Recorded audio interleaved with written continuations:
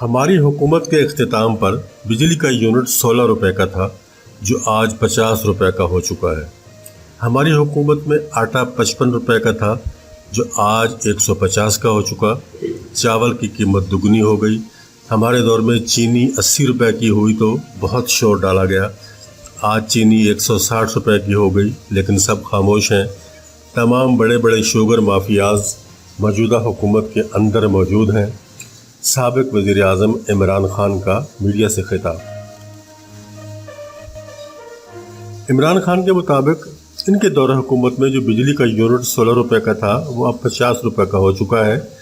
तफसीलात के मुताबिक पाकिस्तान तहरीक इंसाफ के सरबराह और साबिक वज़ीर आज़म इमरान खान ने जुमेरात के रोज़ सोशल मीडिया पर कारकुनों और आवाम से खिताब करते हुए हुकूमत की मुआशी कारकर्दगी को शदीद तनकीद का निशाना बनाया और महंगाई से मुताल्लिक़ आदाद व शुमार पेश किए। इमरान खान ने बताया कि उनके दौर में बिजली के यूनिट की कीमत 16 रुपये थी, जो अब 50 रुपये हो चुकी।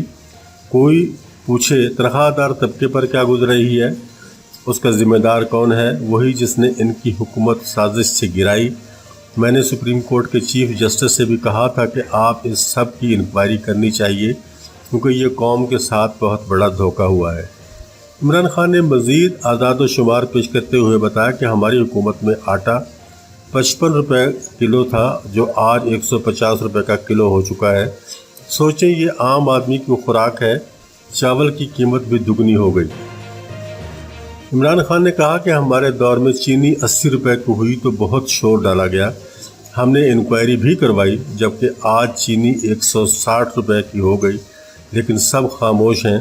तमाम बड़े बड़े शुगर माफियाज मौजूदा हुकूमत के अंदर बैठे हुए हैं। दूध जो बच्चों के लिए बेहद ज़रूरी है, हमारे दौर में 150 का था और अब 230 का हो चुका है। चेयरमैन तहरीक इंसाफ ने मज़ीद बताया कि दाल जो आम आदमी खाता है, वो 310 रुपये किलो से बढ़कर 520 रुपये किलो की हो चुकी है। ये आम लोगों के खाने की चीज़ें हैं।